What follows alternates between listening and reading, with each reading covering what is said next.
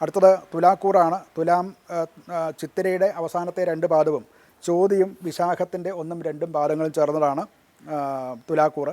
ഈ ആഴ്ച വളരെ പ്രധാനപ്പെട്ട ചില തീരുമാനങ്ങൾ എടുക്കേണ്ടതായിട്ടുള്ള ഒരു കാലമാണ് ഈ തുലാക്കൂറുകാർക്ക്. 10ലാണ് വ്യാഴം. അതുകൊണ്ട് തന്നെ പ്രവർത്തനങ്ങൾക്ക് അംഗീകാരമുണ്ടാവും, പരിശ്രമങ്ങൾക്ക് ഒക്കെ ഫലം കാണുകയും ചെയ്യും. അതിനോടൊപ്പം തന്നെ 16-ാം തീയതിക്ക് ശേഷം സൂര്യനും കൂടെ വ്യാഴത്തിനോടൊപ്പം വരുമ്പോൾ കൂടുതൽ കാര്യക്ഷമമായിട്ട് ജോലി ചെയ്യാനും ഒക്കെ സാധിക്കും. തൊഴിൽ രംഗത്ത് നമ്മുടെ പ്രവർത്തനം കൊണ്ട് നമ്മുടെ സ്വാധീനം വർദ്ധിക്കുകയും മേലുദ്യോഗസ്ഥന്മാരുമായിട്ടും ഒക്കെ ആശയവിനിമയം നടത്തി അവരുടെ താല്പര്യത്തോടു കൂടി പുതിയ വർക്കുകൾ എടുക്കാനും പുതിയ പ്രോജക്റ്റുകൾ തുടങ്ങാനും ഒക്കെ ഉണ്ടാകും. പുതിയ അധികമായിട്ടുള്ള ചില ചുമതലകളും ഏൽക്കേണ്ടതായിട്ട് വരും. ധനപരമായിട്ട് വരുമാനം വർദ്ധിക്കുന്നതായിട്ട് കാണാം. പഴയ നിക്ഷേപങ്ങളിൽ നിന്നുള്ള വരുമാനം ഇതേവരെ കിട്ടാത്തവർക്ക് അത് കിട്ടി തുടങ്ങാനുള്ള ഒരു കാലമാണ്. സാമ്പത്തികമായിട്ട് ഒരു സന്തുലിതാവസ്ഥ ഉണ്ടാകും കുടുംബത്തിലും.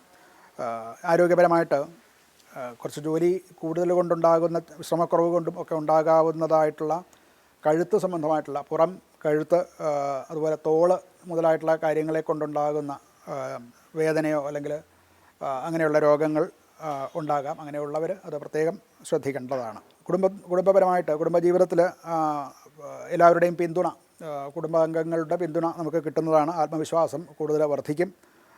ജീവിത പങ്കാളിയുമായിട്ട് ഉള്ള ആശയവിനിമയങ്ങളൊക്കെ ചെയ്യുകയും നൂതന പദ്ധതികൾ ആവിഷ്കരിക്കുകയും ചെയ്യുന്നതാണ്.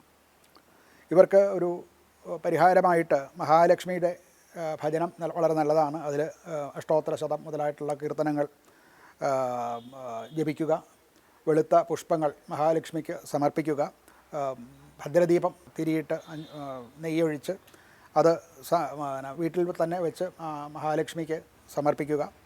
ഇതൊക്കെയും നല്ലതാണ്.